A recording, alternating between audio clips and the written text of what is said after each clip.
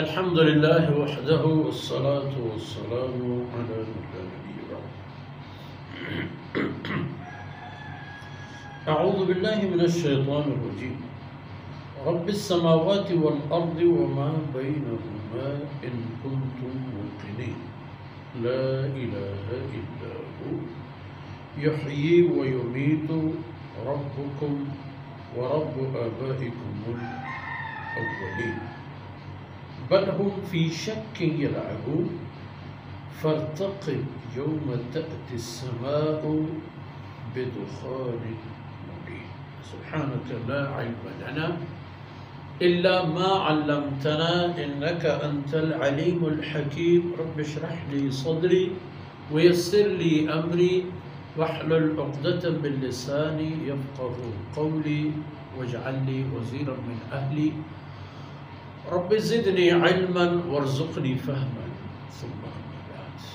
گرامی قدر بھائیوں بہنوں پیارے بچوں، مکی صورتوں کی نفسیات کے حوالے سے یہ بات جانتے ہیں کہ توحید و رسالت و معاد سے متعلق تاکید ہوتی ہے، کیونکہ لوگوں کے عقائد و افکار تبدیل کرنے اور درست کرنے ہیں.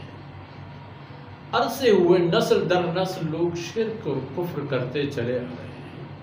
اب ان کو بیک جنبش قلم تبدیل کرنا مشکل ہوتا ہے. تبدیل کرنے والے کے لیے نہیں، تبدیل ہونے والوں کے لیے. اس لیے ان کے دل اور دماغ تبدیل ہونے کے بعد ان کا رخ بھی تبدیل ہو جاتا ہے، اور ہوا بھی. اگر دیکھا جائے حضرت صلی اللہ علیہ وسلم کی تعلیم اور تربیت اور مسلسل پیغام اور مسلسل آپ کی جد و جہد اور دعوت کے نتیجے میں جن حضرات نے اسلام قبول کیا وہ سب اکثریت ان کی وہی تھی جو باقاعدہ شرک کے مرتکب تھے. چند ایک سلیم الطبع انسان تھے، چند ایک، اور ان میں ابو بکر صدیق رضی اللہ عنہ بھی شامل تھے، ورنہ وہ سارے لوگ مشکل تھے. تو فرمایا کہ اللہ کی ذات ہے، مالک اور بنانے والا اور سنبھالنے والا آسمانوں اور زمین کے. آپ کے سامنے آسمان ہے، زمین ہے، ان دونوں کی اپنے وجود کو بنانے اور سنبھالنے والا.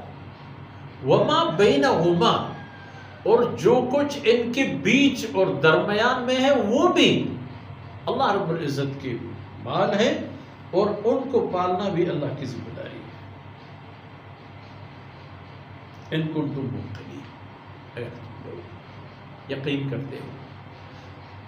یقین کرتے ہو تو حقیقت یہی ہے، یقین نہیں کرتے ہو تو پھر یہ تمہاری بدنصیبی کی بات ہوگی. اور اللہ کی اپنی ذات سے متعلق یہ بات ہے کہ لا الہ الا، صرف ایک اللہ کی ذات ہے جو معبود برحق ہے، اور اللہ کے علاوہ کوئی معبود ہے ہی نہیں. یعنی معبودی لیول پر اور معبود کی حیثیت پر اللہ کے علاوہ ہر طرح کے معبودوں کا تصور منکر، اور صرف ایک اللہ رب العزت کی ذات کا اثبات، تو وہ ہے. اور یحیی و یمیت، یہی اللہ ہے جو تن تنہا ہے، اسی کا کام ہے زندگی دینا اور موت دینا. ربکم ورب آبائکم الاولین، مکہ کے مشرکوں، قرآن کے مخاطبین، قرآن کے پیغام جہاں تک جائے ان تمام لوگوں سے فرمایا ربکم، وہ اللہ کی ذات ہے تمہارے پالنے والا، اور تم لوگوں سے پہلے جو تمہارے آبا و اجداد گزرے ہیں ان کو پالنے والا بھی اللہ کی ذات ہے.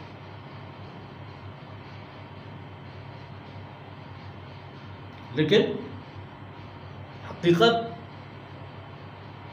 سامنے آنے کے باوجود ان کہ ان لوگوں کی اپنی وتیرہ یہ ہے کہ بل ہم فی شک یلعبون، یہ تو ایک اللہ کی ذات کے بارے میں ایک شک میں اپنے آپ کو مصروف رکھ چکے ہیں، اسی میں کھیل کود میں لگے ہوئے ہیں، بتوں کی عبادت اور ان کی بندگی۔ تو جب یہ بات ہے فارتقب، اے پیغمبر، تو آپ انتظار کریں ان لمحات کا جو ان لوگوں کی بدعملیوں کی وجہ سے آنے والا ہے۔ یوم تأتی السماء بدخان مبین، جب آسمان ایک علانیہ قسم کے ایک دھواں لے آئے، یعنی مشاہدہ ہوگا آسمان نظر کی بلندی پر ایک غبار سا دبیز اور موٹی قسم کا غبار چھایا ہوا دھواں کی طرح، اور وہ بھی ایک تصور نہیں، مبین، ایک علانیہ قسم کی دعا جسے مشاہدہ کیا جا سکتا ہے۔ اور اس دعا کی حالت یہ ہوگی کہ یغشی الناس، یہ پورے مخلوقات کو، پورے انسانوں کو ڈھانپ لیتا ہے، ان کو ہر طرف سے گھیر لیتا ہے۔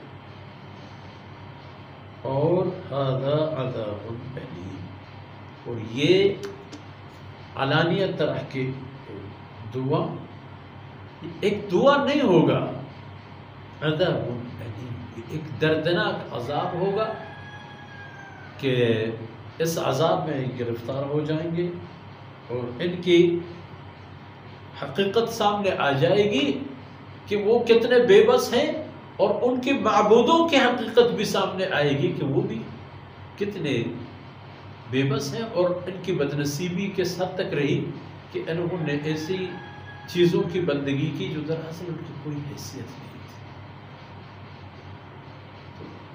تھی۔ اگلے آیتوں میں اس موضوع پر مزید فرامین الہی زیر بحث آئیں گے۔ اللہ رب العزت کوتاہیوں سے درگزر فرمائے۔ صلی اللہ علی نبینا محمد وعلی